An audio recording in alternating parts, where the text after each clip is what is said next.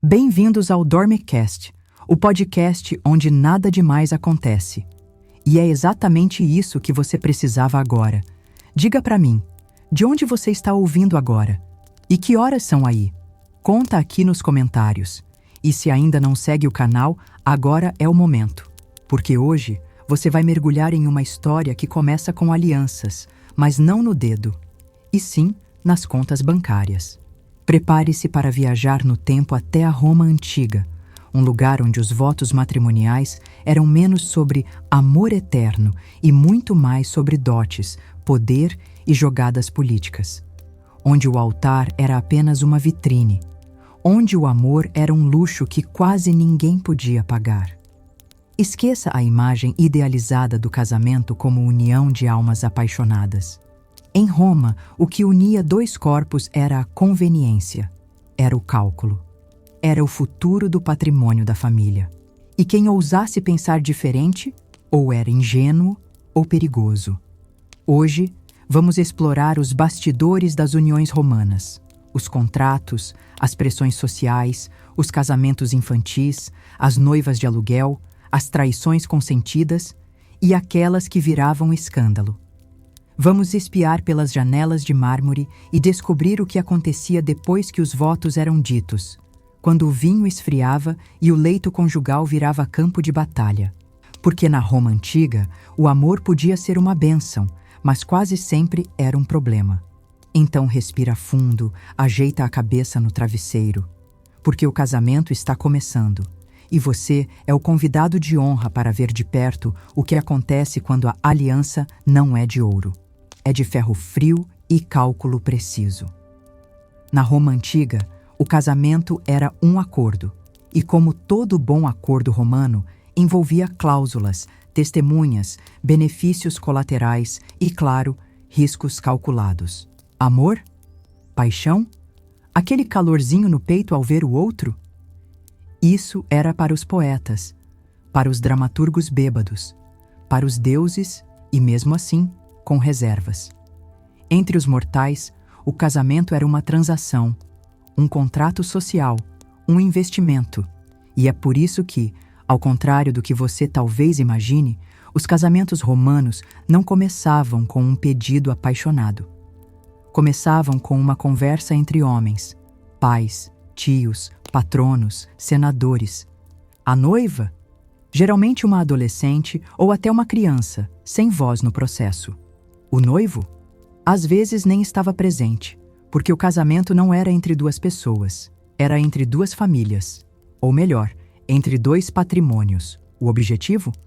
Consolidar alianças políticas, garantir heranças, preservar linhagens. O amor era irrelevante e, em certos casos, até indesejável. Um marido apaixonado demais poderia se tornar vulnerável, distraído, imprevisível. Uma esposa enamorada poderia perder a compostura, questionar ordens, desafiar a autoridade. Sentir demais era perigoso. A cerimônia, claro, tinha seus rituais. A noiva usava uma túnica branca, um véu cor de açafrão e uma coroa de flores. Era entregue pelo pai ao noivo com uma frase simbólica: Ubi tu Gaius, ego Gaia. Onde tu fores Gaius, eu serei Gaia. Bonito, não? Mas puramente performático. O que vinha antes e depois disso era o que realmente importava. Antes havia o dote. E o dote era a alma do negócio. Podia incluir dinheiro, terras, escravos, joias, até contratos de aluguel. O pai da noiva entregava tudo isso ao noivo como forma de garantir que a filha seria bem tratada, ou pelo menos mantida. Se o casamento terminasse, o que era possível e comum, o dote poderia, ou não, ser devolvido. Tudo dependia das cláusulas. E depois? Bem, depois começava a vida conjugal. E vida conjugal, na Roma Antiga, era muitas vezes um jogo de aparências. O marido tinha liberdade sexual praticamente ilimitada, com outras mulheres, com homens, com escravos. A esposa, por outro lado, era vigiada, controlada. Se fosse pega em adultério, poderia ser repudiada, deserdada ou até morta. dependendo do humor e da posição social do marido. Mas não se engane achando que todas as mulheres aceitavam isso caladas. Muitas encontravam brechas, usavam a influência doméstica, os segredos, os favores. Algumas manipulavam com maestria os próprios maridos, especialmente quando eles eram mais tolos ou politicamente vulneráveis. O lar romano era um palco constante de negociações silenciosas. E se você acha que isso era exclusividade da elite, pense de novo. Entre as classes mais baixas, o casamento também era uma questão prática, menos sobre alianças políticas e mais sobre sobrevivência. Quem casava com quem podia garantir teto, comida ou alívio das dívidas? O amor? Só se sobrasse espaço. Ao longo desta primeira parte, vamos esmiuçar essas estruturas. Vamos conhecer os diferentes tipos de casamento, o confarreatio, o coemptio, o usus, e o que cada um deles dizia sobre o poder, o dinheiro e o papel da mulher. Vamos explorar os contratos, os bastidores e as rupturas. E, claro, observar os jogos de bastidor que aconteciam sob os olhos dos deuses e longe das promessas do altar. Quando pensamos na palavra casamento, é fácil imaginar flores, promessas, beijos, mas na Roma antiga, a semântica era outra. Havia 3 formas legais de casamento: confarreatio, coemptio e usus. 3 rituais, 3 destinos, 3 maneiras de dizer: essa mulher agora pertence a outro homem. Nenhum deles envolvia o amor como pré-requisito. Comecemos com o mais aristocrático e também o mais raro, o confarreatio. Esse era o casamento religioso, reservado para os patrícios, a nobreza ancestral de Roma. O nome vem de panis farreus, um pão de espelta que os noivos comiam juntos durante o ritual. Mas não se engane, esse pão não era símbolo de doçura, era de obediência. O casamento era conduzido pelo pontífice máximo e outros 10 sacerdotes, todos homens, todos guardiões da moral romana. Esse tipo de casamento colocava a mulher sob o domínio absoluto do marido, manus, como se dizia. Ela deixava de ser filha do pai e passava a ser propriedade legal do esposo. Perdia todos os direitos sobre sua família de origem. Se fosse rica, seus bens iam com ela. Se fosse infeliz, azar o dela. O confarreatio era quase um ritual de transferência de posse. O coemptio era o casamento por compra. Sim, você leu certo. A mulher era literalmente comprada em um ritual simbólico, onde moedas eram trocadas para representar a aquisição. Aqui também havia manus, mas o processo era mais flexível. Era usado principalmente por famílias plebeias que queriam dar uma aparência legal à união. A mulher, de novo, perdia sua autonomia, mas com um pouco mais de margem para negociação. Já o usus era o casamento do costume. Viviam juntos por 1 ano?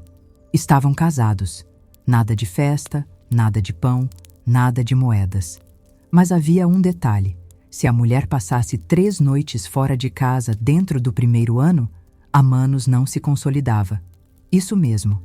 Era possível escapar da submissão legal simplesmente dormindo longe do marido por 3 dias. Algumas mulheres faziam isso de propósito, como forma de garantir alguma independência jurídica. Estratégia ancestral. Esses formatos revelam algo fundamental sobre o mundo romano. A mulher era sempre o elo mais frágil, mas nem sempre impotente. Muitas aprendiam a jogar com as regras, usavam o pouco que tinham e, às vezes, dobravam o sistema ao seu favor. O casamento romano também servia como ferramenta para consolidar poder político. Um senador que casava a filha com o filho de outro senador criava uma aliança que se estendia ao Senado. Um general que oferecia a mão da irmã a um magistrado comprava lealdade. E não pense que isso era frio. Era estratégia. Ninguém queria escândalos, pelo menos não os escândalos que viessem à tona. Havia também o casamento como tática de ascensão social. Uma mulher de família empobrecida podia ser oferecida a um homem rico e velho com a promessa de que seria bem tratada. Às vezes era. Às vezes era apenas trancada em uma casa enorme, com criadas hostis e um marido que a via como investimento. E os sentimentos? Eles existiam, claro que sim, mas tinham que ser secretos. A esposa que se apaixonava por outro homem, ou mesmo pelo próprio marido, era aconselhada a conter-se. O amor era visto como uma força instável. A paixão era associada ao descontrole, à loucura, à desonra. Poetas como Catulo foram criticados por escreverem versos de amor verdadeiro. Era visto como piegas, inapropriado para um cidadão sério. Isso não impedia que escândalos acontecessem. Histórias de adultério, fugas, vinganças. Algumas mulheres matavam maridos abusivos e, se fossem ricas e astutas, conseguiam escapar da punição. Outras fingiam santidade e mantinham amantes disfarçados de escravos. Havia uma rede subterrânea de afetos proibidos. Em breve, vamos adentrar as casas romanas. Olhar para dentro dos triclínios e quartos matrimoniais. Entender como funcionava o cotidiano conjugal. Porque o casamento não terminava na cerimônia, ele só começava. E o que acontecia depois era, muitas vezes, bem menos glamuroso que qualquer drama de novela. Para entender o casamento romano, é preciso entender o espaço onde ele acontecia. A domus, a casa.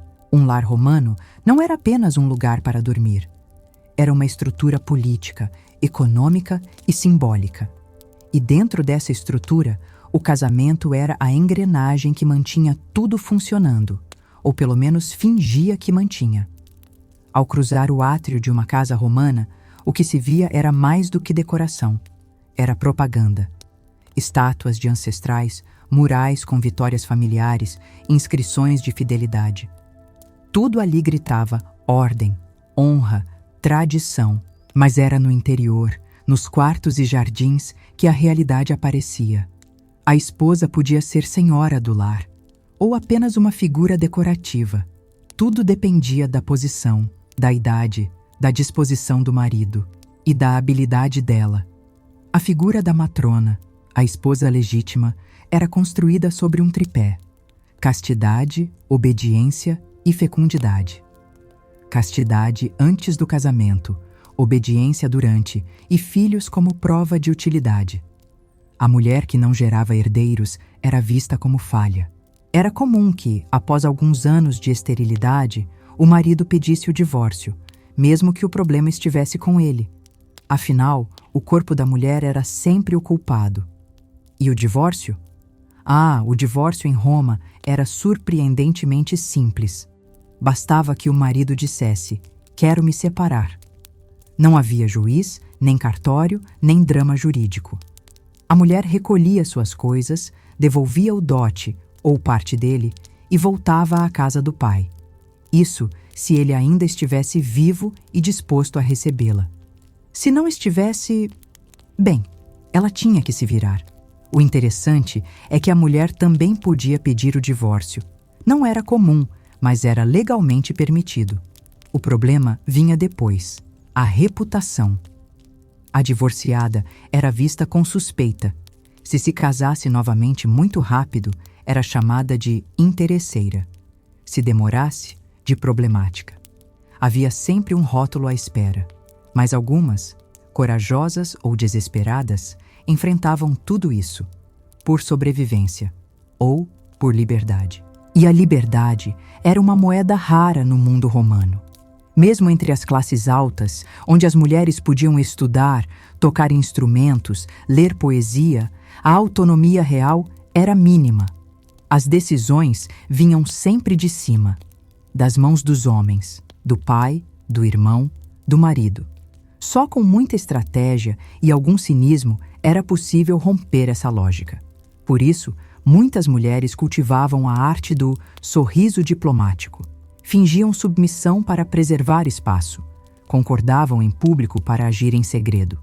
Era um teatro constante. Mas dentro de casa, as coisas nem sempre eram encenadas. Havia violência, havia abuso, havia silêncios que duravam anos. E ninguém se metia. A casa era o território do marido. A esposa era parte do inventário. A rotina conjugal era marcada por rituais. O banho compartilhado, as refeições em triclínios, os cultos aos deuses domésticos. Mas também havia muita distância emocional.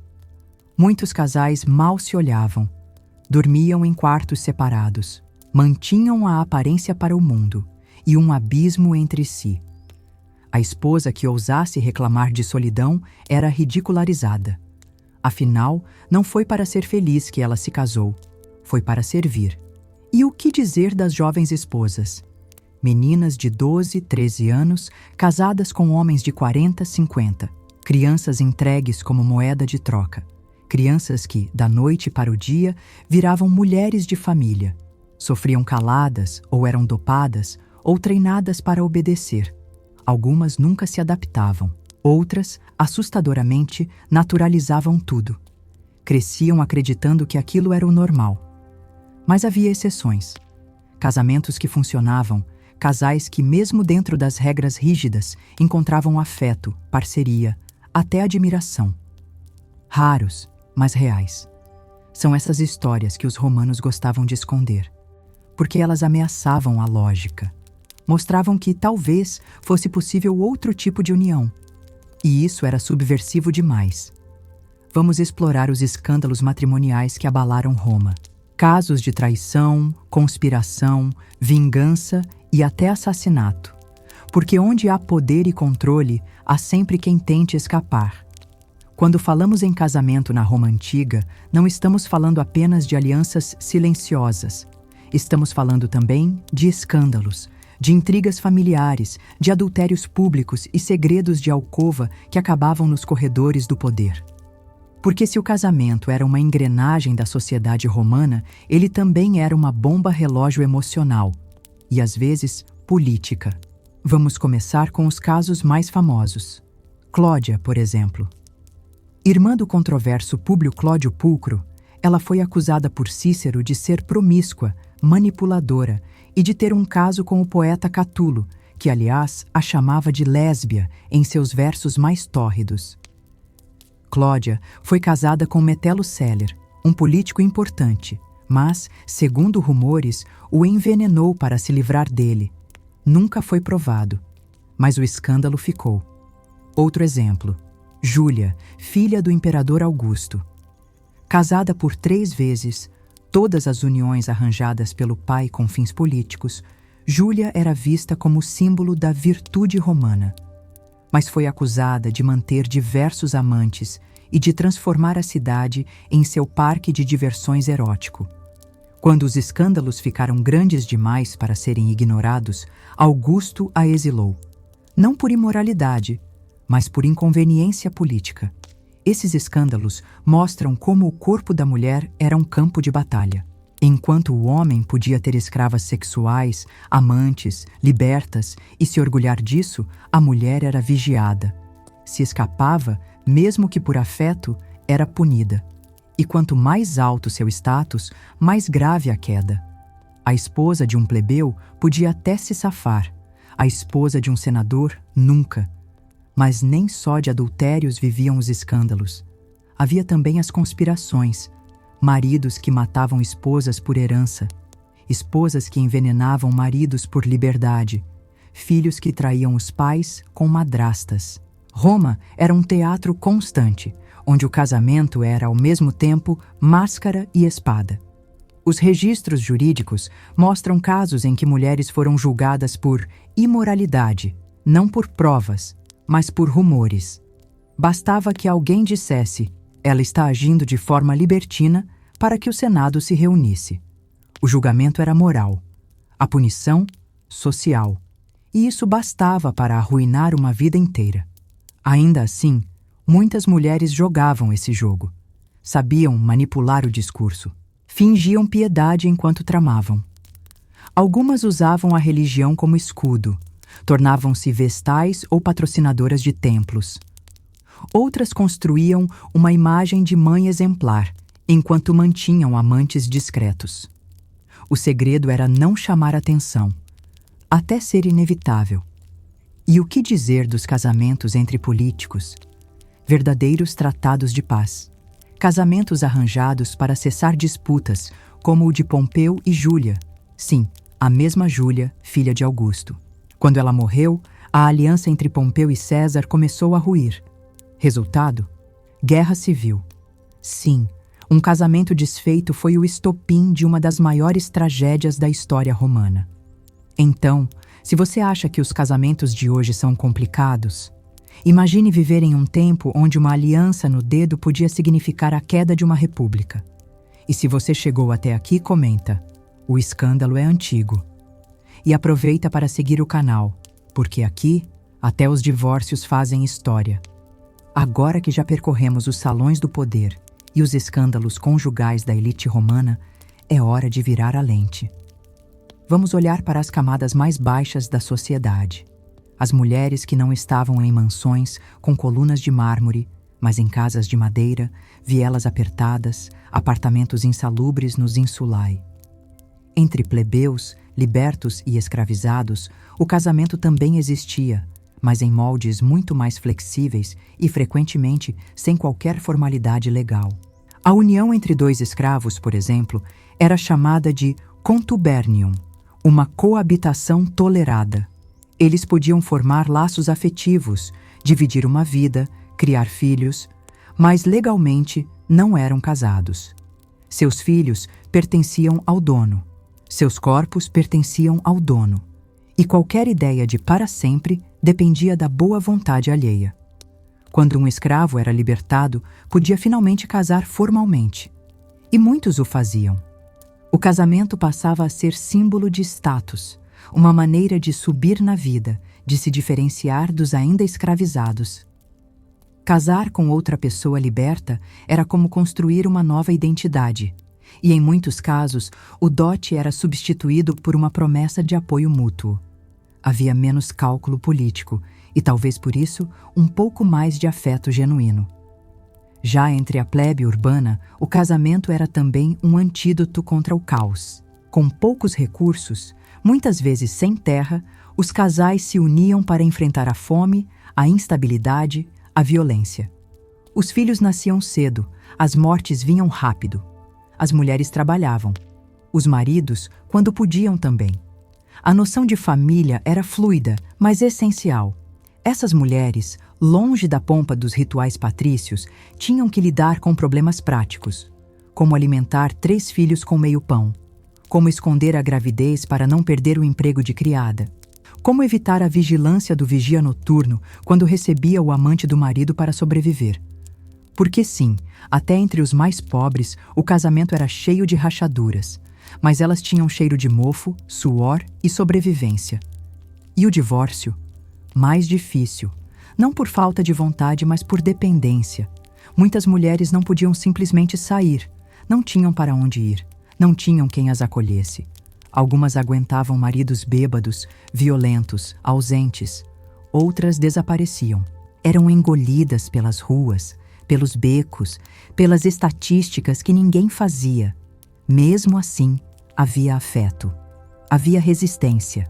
Havia mulheres que se recusavam a entregar os filhos ao destino, que faziam malabarismos para garantir um pouco de alegria, que riam, que amavam, que construíam pequenas fortalezas de ternura em meio à lama. Os relatos dessas vidas são raros, mas existem. Nas inscrições funerárias, vemos maridos dizendo que ela foi a esposa mais leal, ou mulheres declarando que ele foi meu único amor. Pequenos epitáfios que resistem ao tempo, que dizem: aqui houve algo, aqui houve sentimento, aqui, mesmo sem riqueza, houve história. E é nessa camada da Roma antiga que o casamento talvez tenha sido mais humano, porque era menos vigiado, menos politizado, menos performático. Era mais cru, mais difícil, mais real. E talvez, por isso mesmo, mais digno de ser lembrado. Vamos explorar o papel das crianças nesses casamentos. Como eram educadas, como viam os pais e, sobretudo, como eram usadas como peças nas alianças familiares, porque em Roma nem os filhos escapavam dos cálculos conjugais. Se havia uma peça vital na engrenagem dos casamentos romanos, e frequentemente a mais silenciosa, eram as crianças. Filhos e filhas não eram frutos do amor, eram ferramentas. moedas de troca, garantias de legado, extensões da vontade paterna. E desde o nascimento sabiam exatamente qual papel tinham que representar no grande teatro familiar. Logo ao nascer, o bebê era colocado no chão, diante do pai. Ele podia aceitá-lo, levantando-o nos braços, ou rejeitá-lo, virando o rosto. Essa prática, conhecida como sucípio, determinava a sobrevivência legal da criança. O pai, pater familias, tinha poder absoluto sobre ela. Se decidisse rejeitá-la, o bebê era abandonado na rua ou deixado em templos.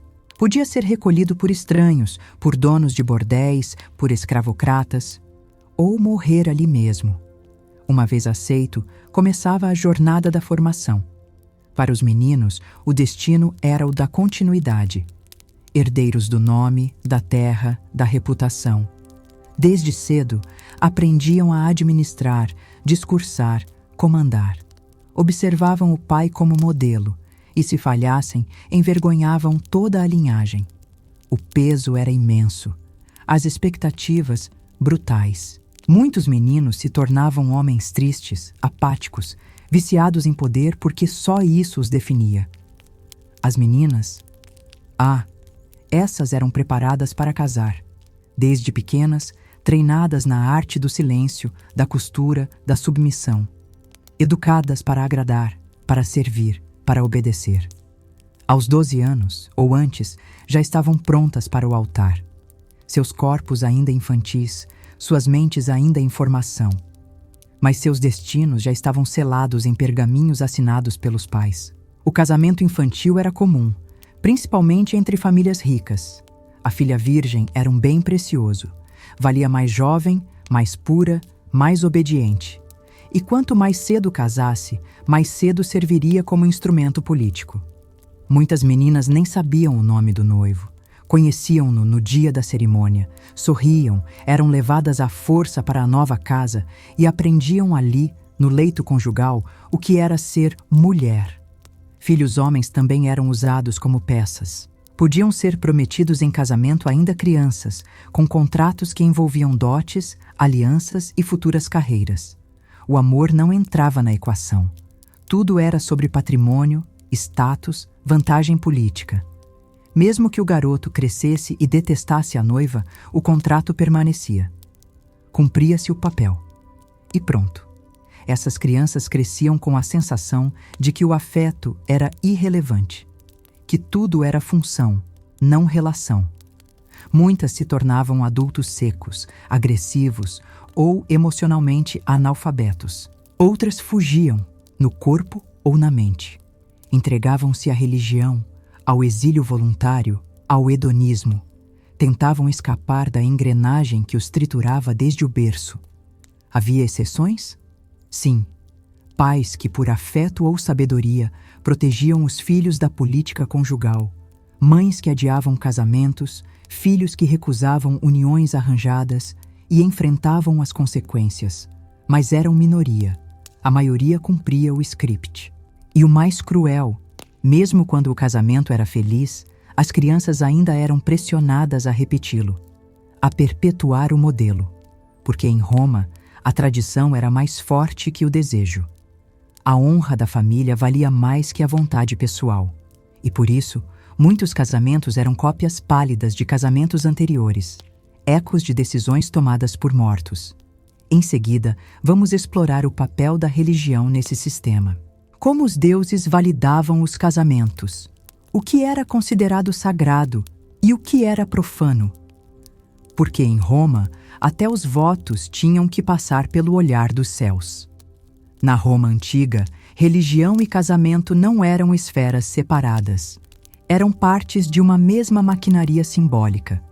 E para os romanos, tudo precisava ser aprovado pelos deuses. Um casamento sem bênção divina era uma afronta, um risco, um mau presságio.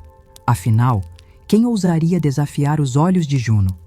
Juno, aliás, era a deusa do casamento por excelência. Esposa de Júpiter, ela representava o ideal feminino dentro da ordem romana, fiel, fértil, vigilante. As mulheres a invocavam em orações, pediam por maridos justos, por partos seguros, por lares protegidos. Mas Juno também era ciumenta, vingativa, e seu olhar reprovador era suficiente para condenar uma união inteira ao fracasso.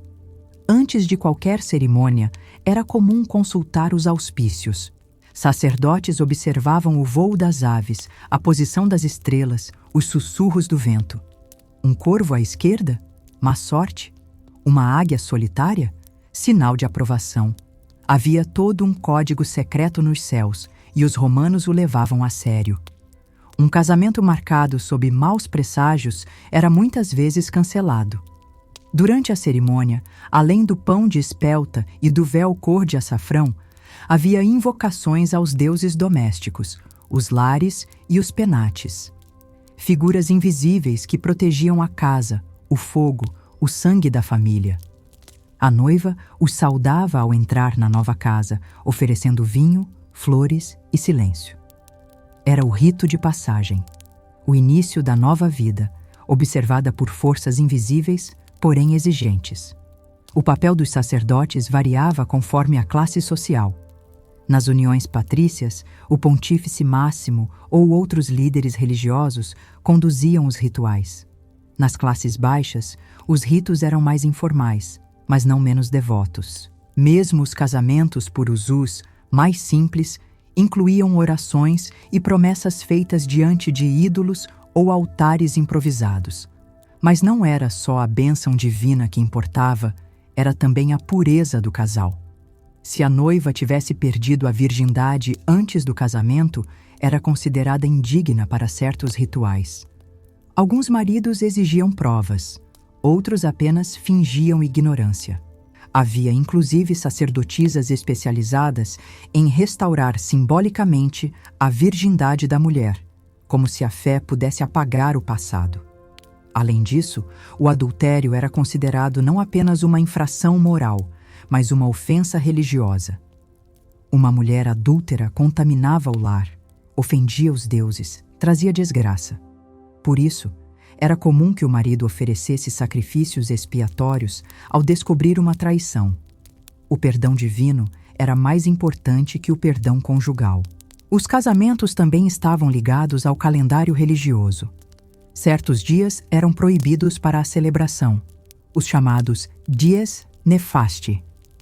Realizar um casamento nesses dias podia trazer má sorte por gerações. Alguns casais, supersticiosos, passavam anos adiando a união à espera da data ideal.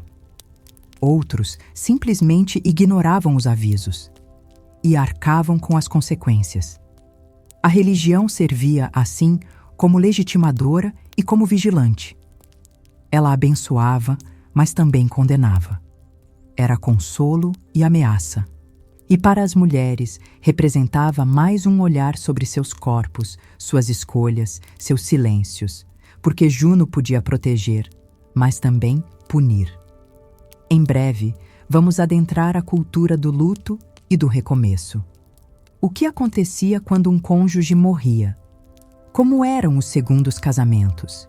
E por que, em Roma, o viúvo era valorizado, mas a viúva suspeita?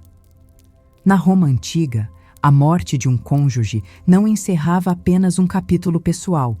Muitas vezes, abria um novo jogo político. O luto era mais do que dor. Era oportunidade.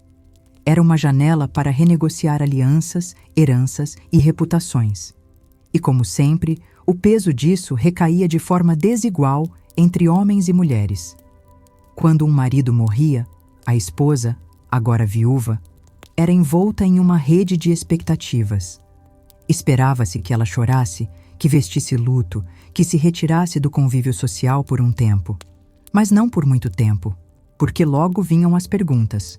Vai se casar de novo? Quem será o novo marido? O que vai fazer com o dote? A viúva rica era, paradoxalmente, uma figura poderosa e ameaçadora. Tinha bens, autonomia, conhecimento da vida conjugal e liberdade. O problema? Isso assustava. Muitos homens evitavam viúvas por medo de suas opiniões, sua experiência, sua capacidade de manipulação. Elas já tinham jogado o jogo e sabiam os truques. Por isso, eram vigiadas, caluniadas, transformadas em piadas e ditados populares. Já o viúvo?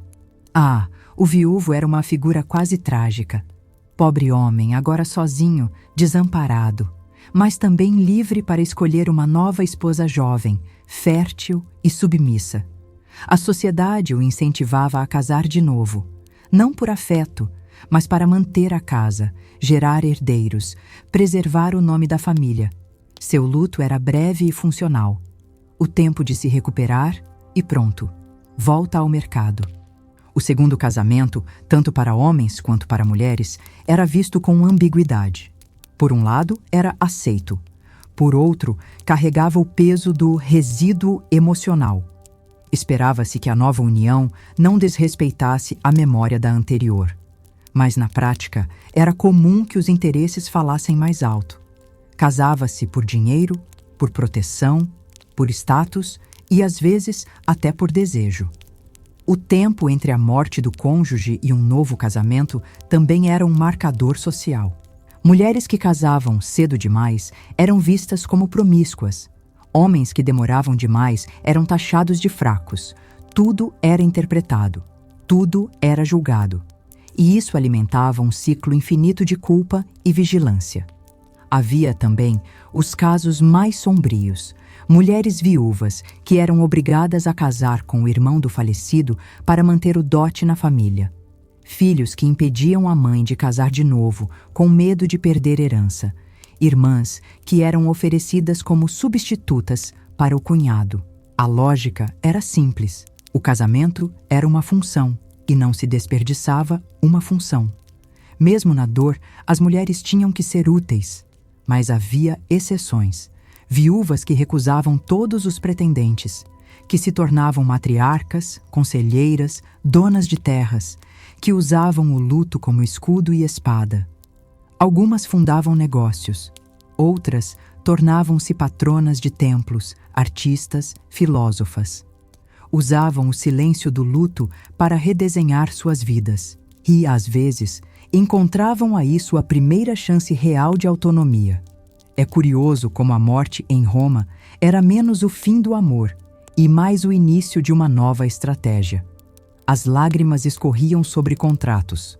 Os suspiros se misturavam a promessas. O túmulo era só mais um palco onde a vida conjugal dava lugar à política do que vem depois. Se você chegou até aqui, comenta. Até o luto era político. E claro, segue o canal, porque aqui até a morte tem algo a dizer. Chegamos agora a um terreno ainda mais delicado. Os casamentos fora da norma. As uniões que escapavam dos moldes tradicionais, que provocavam sussurros nas esquinas de mármore e olhares tortos nos fóruns. Porque mesmo numa sociedade obcecada por regras, sempre há aqueles que desafiam o esperado, ou simplesmente não se encaixam. Roma era uma civilização vasta, com povos, culturas e tradições diversas. E isso significava que nem todo mundo se casava da mesma forma. Povos conquistados, estrangeiros, escravos libertos, plebeus sem fortuna, todos tinham seus próprios modos de formar família. Algumas uniões sequer passavam pelo crivo da lei romana, mas eram vividas com profundidade e compromisso. Eram casamentos invisíveis para o Estado, mas reais para os envolvidos. Havia também as uniões entre pessoas do mesmo sexo. Sim, elas existiam. E sim, também eram controversas. Embora a sexualidade romana fosse mais fluida do que a moral cristã que viria depois, havia limites claros quanto ao papel social de cada um. Um homem livre, por exemplo, podia ter relações com outros homens, desde que fosse o ativo, o dominador.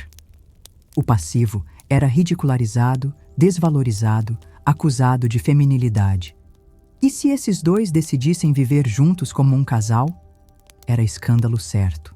Há registros de imperadores que realizaram cerimônias de casamento com homens, como Nero, que casou-se com Esporos, um jovem eunuco, em cerimônia pública, e Heliogábalo, que também teria tido relações estáveis com parceiros masculinos. Mas esses casos eram usados como exemplos de decadência, não como modelos. A sociedade via tais atos com desdém, riso ou horror. No outro extremo, havia mulheres que se recusavam a casar, que rejeitavam o destino tradicional de esposa e mãe.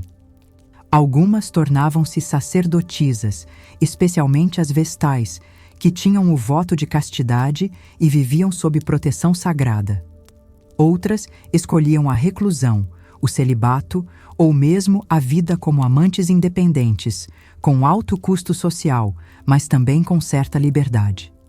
Havia também aquelas que, mesmo dentro do casamento, criavam pactos secretos com outras mulheres.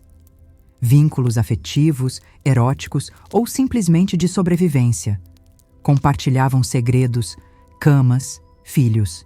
Faziam do amor uma trincheira silenciosa.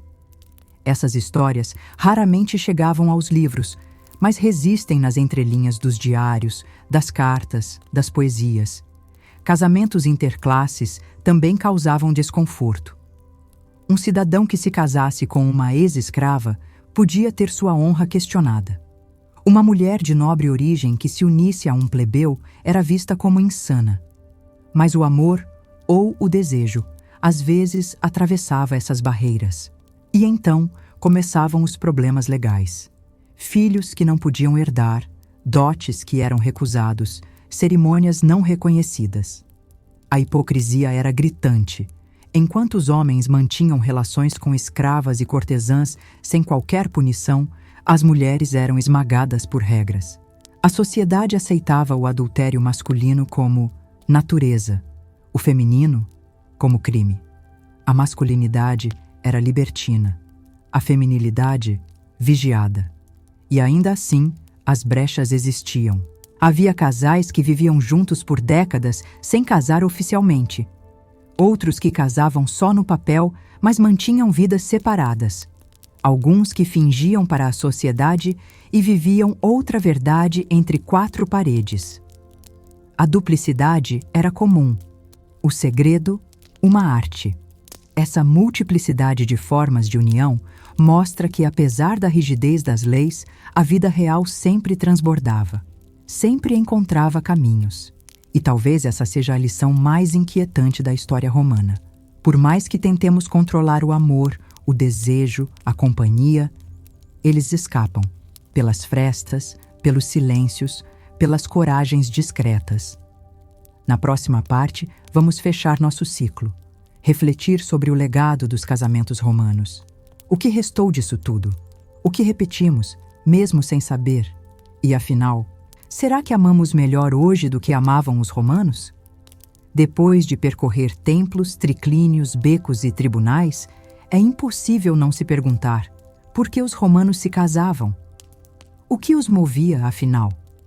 Se não era o amor, ao menos não na maioria dos casos, então o que os empurrava rumo a esse laço social, jurídico e muitas vezes sufocante? A resposta é simples e brutal: ordem. Em Roma, o casamento era um instrumento de organização, uma engrenagem que mantinha a estrutura social girando, distribuindo heranças, definindo linhagens, solidificando alianças. Era menos sobre sentimentos e mais sobre sobrevivência da estirpe. Cada união era um pacto entre famílias, entre classes, entre deuses e homens. Um contrato, selado com véus, pães e olhares de cálculo. Mas seria simplista demais enxergar tudo como pura frieza. No meio de tanta estratégia, havia também humanidade. Havia olhares tímidos entre noivos que mal se conheciam, mãos dadas sob a mesa do jantar, suspiros contidos no meio da noite. Havia a possibilidade do amor, e às vezes ele florescia, como uma erva teimosa, crescendo nas rachaduras do concreto institucional. A grande verdade é que os romanos estavam tentando fazer o melhor com as ferramentas que tinham. Em um mundo onde o poder definia tudo e onde os deuses pareciam mais preocupados em serem honrados do que em conceder felicidade, O casamento era um tipo de escudo. Protegia contra a vergonha, contra a ruína, contra o vazio, mas também aprisionava, amordaçava, subjugava. As mulheres, sobretudo, sabiam disso, e foram elas, com seus silêncios eloquentes e suas manobras discretas, que sustentaram esse edifício conjugal por séculos. Foram elas que, mesmo sem poder oficial, exerceram influência, que criaram estratégias para proteger seus filhos, seus corpos, suas mínimas alegrias. Algumas se perderam no caminho. Outras escreveram seus nomes em pedra. Os homens, por sua vez, eram ensinados a dominar, a possuir, a controlar. Mas também sofriam. Eram prisioneiros de suas expectativas, carregavam o peso do nome da família, da reputação, da virilidade. Muitos nunca conheceram o que era se entregar, chorar, pedir ajuda. Eram máquinas de poder e pagavam caro por isso. Os filhos eram reflexos dessas tensões, reproduziam o ciclo, ou tentavam quebrá-lo. Alguns fugiam, outros se conformavam. Alguns escreviam poesias, outros escreviam leis. Todos, de algum modo, marcados por aquilo que viram no lar. Os templos, por sua vez, mantinham a farsa sagrada, validavam o que era útil, silenciavam o que era inconveniente. Os deuses, sempre presentes nas cerimônias, raramente estavam presentes na vida cotidiana, mas sua sombra pairava, julgando, amenizando, punindo. E assim se formava o retrato do casamento romano. Um mosaico de aparências, intenções e resistências.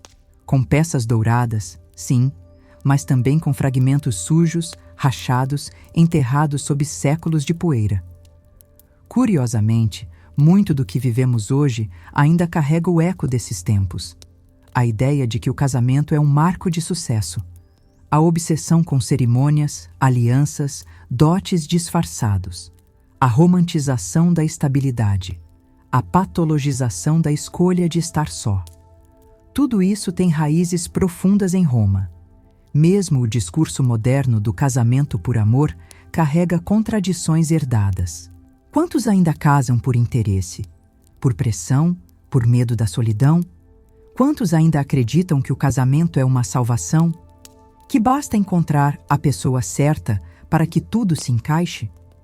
Talvez o legado mais duradouro da Roma antiga seja este: a crença de que o casamento é necessário, de que a união entre dois corpos, assinada por um contrato e chancelada por um ritual, é a forma mais legítima de existir em sociedade.